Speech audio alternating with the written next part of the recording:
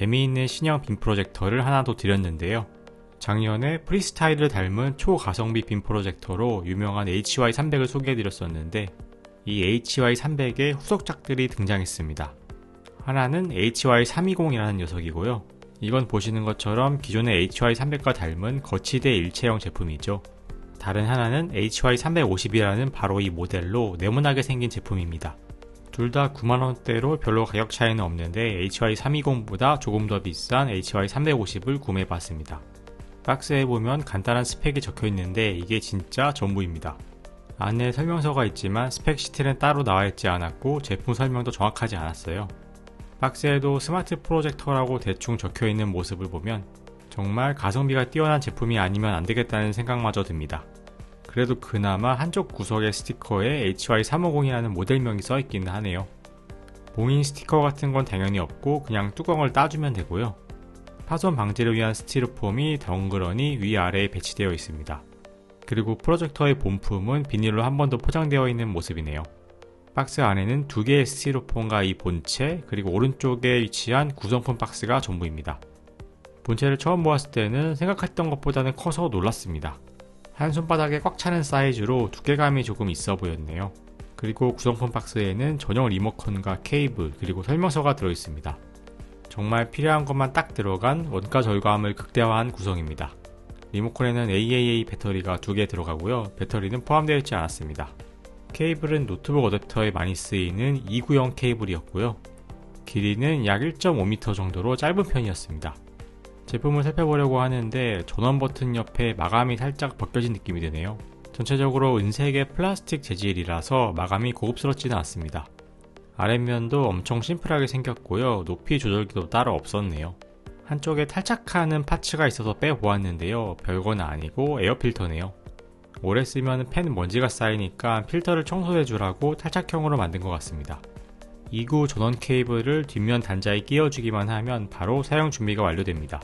전체적인 외관을 한번 보시면 네모난 주사위 모양에 여기저기 구멍이 뚫려 있는데요. 앞쪽은 실제로 구멍이 뚫려 있지는 않은 장식이고 양옆은 환풍기가 있어서 실제로 팬이 돌아가며 바람이 들어가고 나왔습니다. 상단에 누가 봐도 전원 버튼처럼 생긴 버튼을 누르면 작동이 시작되고요.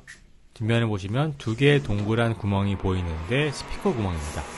처음 켜자마자 느낀 거는 팬 소음이 어느 정도 있다는 건데요. 조용한 데에서 들으시려는 분은 감안을 하셔야 할 것 같습니다. 그리고 이 모델은 거치대가 없어서 급한 대로 집에 있던 태블릿 거치대를 써봤어요. 근데 이게 찰떡같이 또 잘 맞더라고요. 지금은 프로젝터 전용으로 같이 쓰고 있습니다. 그럼 프로젝터의 기본 메뉴를 살펴볼게요. 이전에 HY300에서 봤던 것과 동일합니다. 언어도 한글을 지원해서 설정할 수가 있고요. 본체에는 따로 조작키가 없기 때문에 모든 조작은 리모컨으로만 해야 합니다. 근데 한글이 지원되니까 크게 문제없이 다 적응할 수 있었어요. 기본 메뉴에서 이미 넷플릭스와 유튜브를 선택해서 바로 볼 수가 있고요. 구글 플레이 스토어도 설치되어 있어서 로그인하고 바로 사용할 수 있습니다. 일단 화질이 네이티브 FHD 화질이라서 훌륭했습니다. 실제로 4K 영상은 프로젝터의 AP로 돌리기도 어려우니까 간단하게 쓸 용도면 FHD 해상도면 충분한 것 같아요. 720p였던 HY300에 비해서 확실히 해상도가 선명해진 느낌이 들고요. 프로젝터의 가장 중요한 스펙은 밝기도 꽤 밝아졌습니다. HY300은 스펙상 120 안시 루멘이었는데 이 HY350은 300 안시 루멘이라서 작은 조명을 바로 앞에 킨 상황에서도 문제없이 화면을 감상할 수 있을 정도였습니다. 그리고 FHD 화질이다 보니까 화면을 크게 키워도 해상도가 끄지는 이제 10만원짜리 빔 프로젝터에서도 이 정도의 화질을 느낄 수 있다니 놀라운 따름입니다. 화면의 초점 조정은 전자식으로 리모컨을 통해서 조정할 수 있습니다. 투영법 메뉴를 들어가면 화면 크기 등을 조절할 수가 있는데요. 여기에서 화면을 확대하고 축소할 수도 있고 사다리꼴 보정 메뉴로 가면은 키스톤으로 왜곡을 조정할 수도 있습니다. 원래 사방향 자동 키스톤을 지원한다고 써있긴 했지만 감도가 상당히 나빴습니다.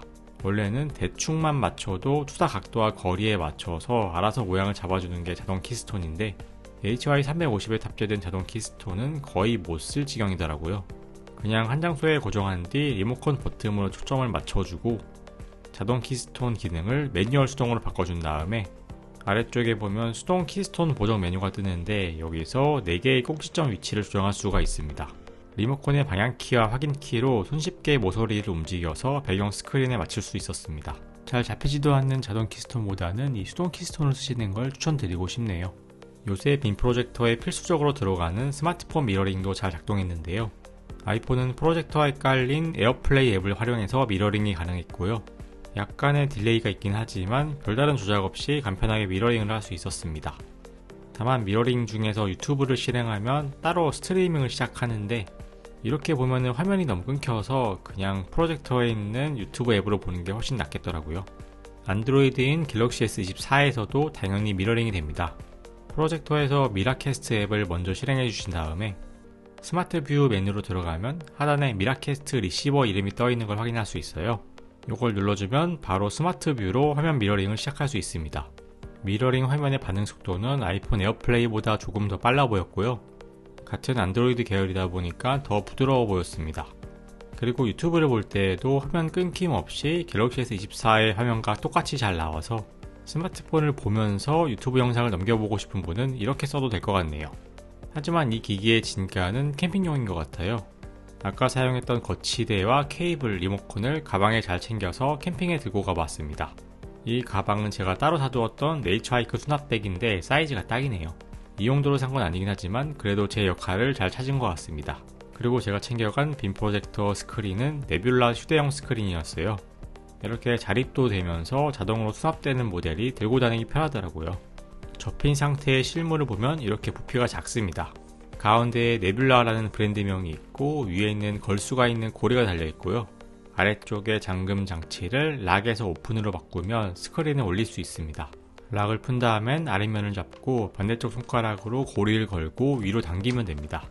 그럼 뒤쪽에 고정 프레임이 접혀있다가 펴지면서 스크린을 펼친 채로 잡아주게 됩니다. 펼쳐진 크기는 40인치고요. 바닥이 평평하다면 이 상태로도 그대로 세울 수도 있습니다. 따로 걸어둘 장소를 마련하지 않아도 되어서 편리했습니다. 캠핑장에서는 거실형 텐트 전실에 이렇게 세팅해봤는데요. 밤이었고 텐트 안에 밝은 조명을 켰는데도 꽤 밝게 화면이 보였습니다. 더 큰 사이즈도 가능하겠지만 40인치가 휴대하기도 좋고 텐트 안에서 보기에는 딱 좋은 사이즈인 것 같아요. 이 정도의 거리만 확보되면 40인치의 화면을 감상할 수 있습니다. 아쉬웠던 건 스피커 사운드 음질이었는데요. 5W 싱글 스피커가 탑재되어 있지만 상당히 빈약하고 저렴한 소리가 납니다. 음질에 예민하신 분이라면 스피커를 꼭 챙기는 게 좋겠네요. 3.5파이 단자도 있으니까 유선으로 연결했으면 더 좋을 것 같습니다. 뭐니뭐니 해도 캠핑장에서 아이들 보여주기 딱 좋은 아이템인 것 같습니다. 매번 보던 영상도 캠핑장에서 프로젝터로 보여주니까 더 재밌게 보더라고요.